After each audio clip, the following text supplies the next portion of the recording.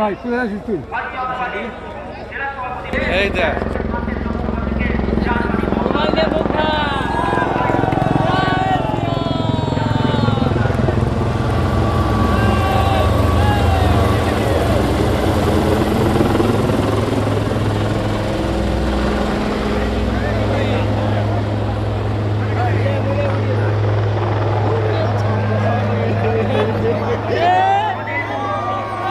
केंद्र सरकार ने सबकी यहाँ चिंता की बीड़ी बनाने वाले जो श्रमिक उनकी भी उन्होंने चिंता की।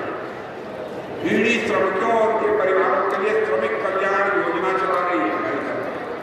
और देश में लगभग 50 लाख बीड़ी श्रमिक हैं, जिनमें से 18-19 लाख बीड़ी श्रमिक कहीं के हैं हमारे पश्चिम बंगाल के। हम योजनाओं में स्वास्थ्य लाभ, स्वास्थ्य देखभाल सुविधा, छात्रवृत्ति और यह सब की सारी सुविधा बनाने की यहाँ पर उनको दिए जाने की कोशिश कर रहे हैं। लेकिन हर चीज में बाधा पैदा करने का काम मेरे को कर रहा है तो ममता जी कर रहे हैं। इसलिए मैं आज आप सबसे अपील करने आया हूँ मेरे बहन भाइयों कि ममता दीदी अब यहाँ से छुट्टी करें और अब तो बड़े बड़े राजनीतिक पर्यवेक्षक और बड़ी बड़ी जो सर्वे एजेंसी हैं अब उनका भी यह मानना, जो मुझे जानकारी है उनका भी यह मानना है अब पश्चिमी बंगाल में इस बार लोकसभा के चुनाव में भारतीय जनता पार्टी 30 से अधिक सीटों पर विजय प्राप्त करने जा रही है, 30 से अधिक सीटों पर विजय। और आज मैं आपको बताकर जाना चाहता हूं मेरे बहन भाइयों, इस बार लोकसभा के चुनाव में 30 से अधिक सीटों पर भारतीय जनता पार्टी को विजय दिला दो। मैं डंके की चोट पर कहना चाहता हूं पश्चिम बंगाल में अगली सरकार यदि किसी की होगी तो भारतीय जनता पार्टी की सरकार होगी, भारतीय जनता पार्टी की सरकार। इन्हीं शब्दों के साथ मैं आप सबको धन्यवाद देते हुए और हमारे कैंडिडेट ये गौरी शंकर घोष देखिए ये मेरे हैं। आपने देखा होगा गौरी शंकर घोष जब बोल रहे थे कितना अच्छा बोल, बहुत ही dynamic candidate. Bharatiya Janata party ने सोच समझकर नाप तौल कर तब गौरी शंकर घोष को चुनाव के मैदान में उतारा।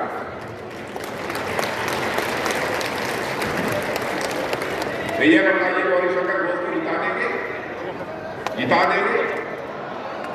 तो एक बार हाथ उठाकर ताली सब लोग बजाइए तो मैं कानून जिता देंगे। सब हाथ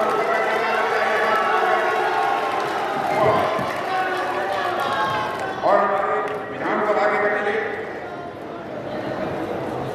भास्कर सरकार, आपने देखा भास्कर सरकार को, जानते हैं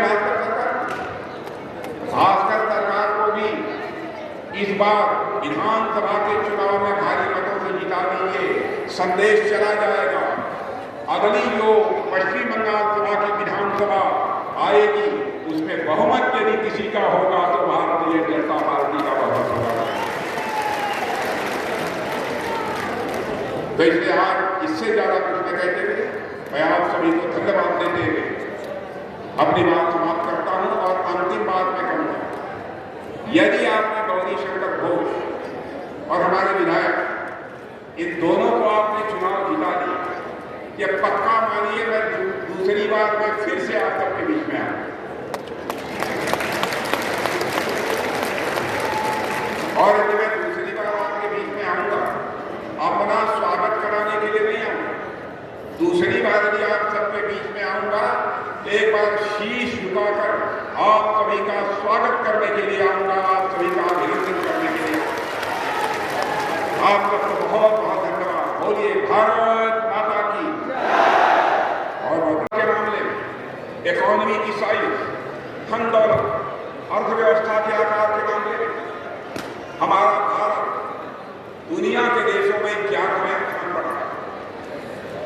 आपको जानकर खुशी होगी, मोदी जी के प्रधानमंत्री बनने के बाद सारी दुनिया में हमारा भारत जो 11वें स्थान पर खड़ा था इकोनॉमी की साइज यानी धन दौलत के आकार के मामले में, वह भारत 7-8 वर्षों में ही 11वें स्थान से जंप लेकर आज दुनिया के 5वां स्थान प्राप्त कर चुका है हमारा भारत।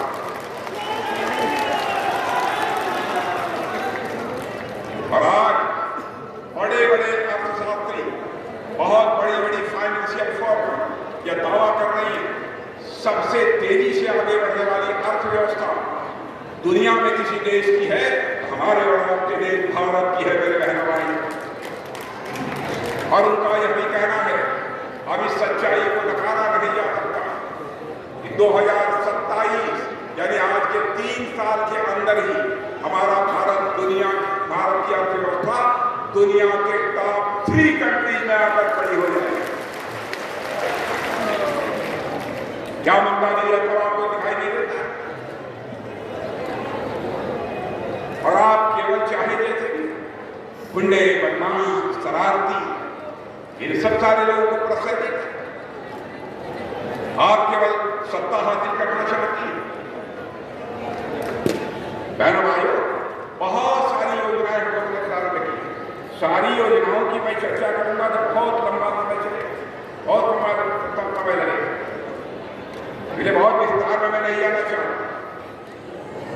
मुर्शिदाबाद में अब झुमरिया और उनका जैसे लोक नृत्य से जुड़े कलाकारों को प्रोत्साहित करने के लिए मुझे जो बताया गया है 2021 में राष्ट्रीय सांस्कृतिक महोत्सव का समापन जब मुर्शिदाबाद में हुआ था तो उसमें खूब उत्साह मिला, और ऐसे कार्यक्रमों को सारे देश भर में प्रोत्साहन देने का काम कोई कर रहा है तो हमारे प्रधानमंत्री मोदी जी कर रहे हैं।